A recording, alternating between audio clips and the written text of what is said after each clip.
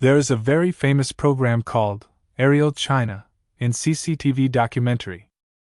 I have never liked this program because I think it has little technical content. If you also have a very good drone and practice a little, I think you can take good pictures of most places in China. But there are some places that drones cannot see, and people in high places are unwilling to see. So, I will not take aerial photos today, we will take pictures of China on the ground.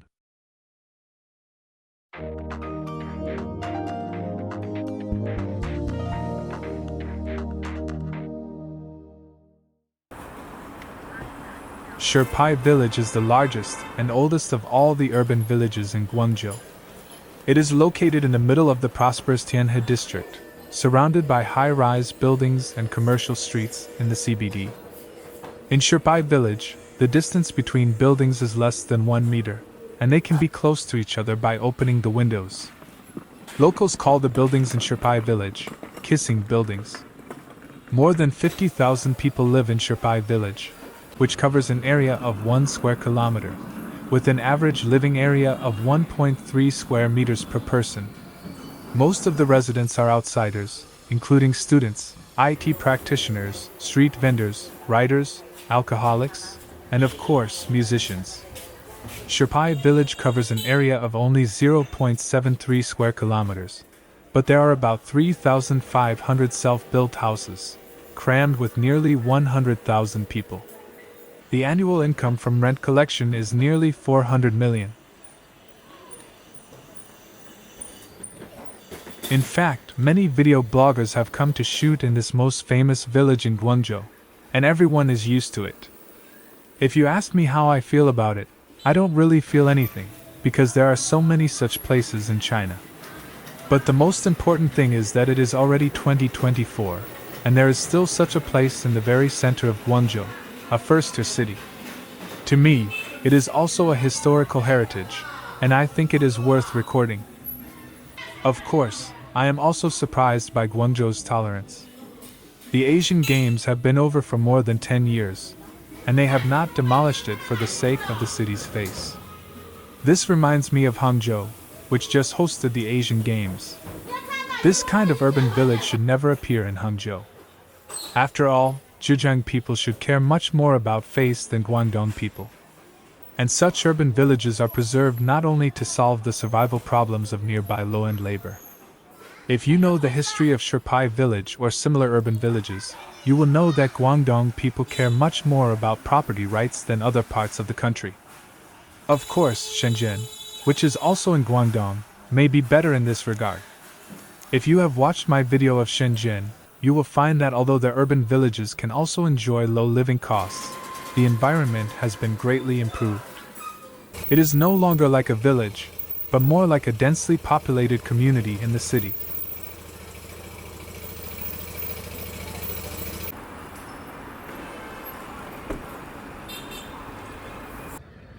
People who don't know Beijing don't know Yuxianzhuang, and they may not think that there is a place similar to Shipai village in Beijing. But don't be surprised.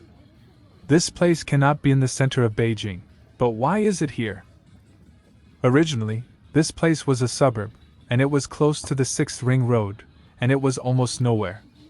Now it is on the edge of Shehe University town, close to Shehe Metro Station, and it is very convenient to Beijing Road, Shirki, Shangdi, and even Wudayaku.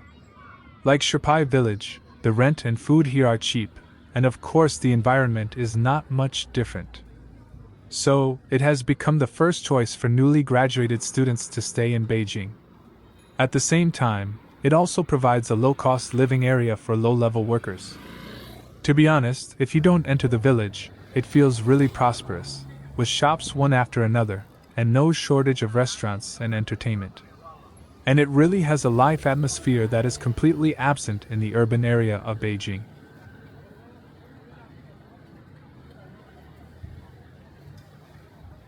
I have been in Beijing for so many years, and I have rarely been to Beijing's urban villages. To be honest, I was quite surprised. I didn't expect that there were such places in Beijing. But at the same time, I also sighed that the status of today's graduates is indeed getting worse and worse than that of us back then. We at least lived in decent residential buildings in the third and fourth ring roads. Now, college students in Beijing and migrant workers in Guangzhou are on par, living in places with the same conditions, maybe not as good as Guangzhou. Shipai village is the most prosperous area in Tianhe, and people in Yuxinzhuang need more than half an hour to get to the city at the fastest. I think you don't need to look at any employment data to know the living conditions of college students now.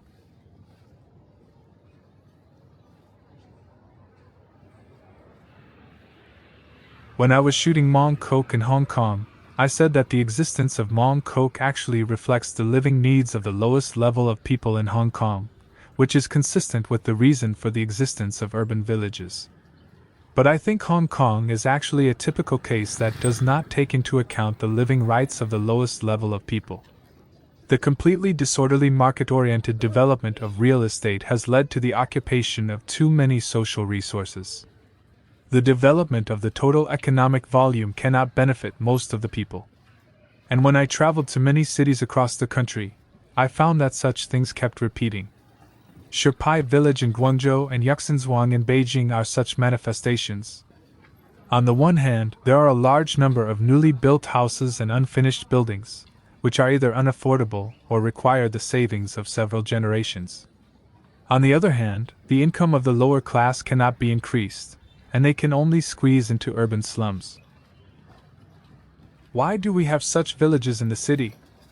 I think the superficial reason is the true reflection of the disproportion between the crazy leap forward of real estate and the income of workers.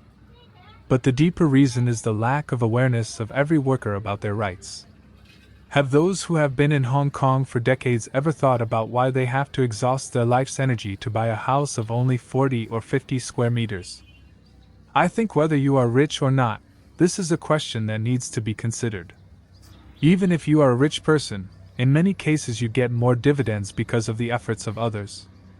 When a society is in a market environment where the profits of one group of people are all based on the losses of another group of people, I don't think such a society has the motivation for long-term development. The development of the city should take into account the majority of people involved. Otherwise, even if your city looks bright and beautiful, the core will always have such dirt and mess that people can't avoid, and put it in it.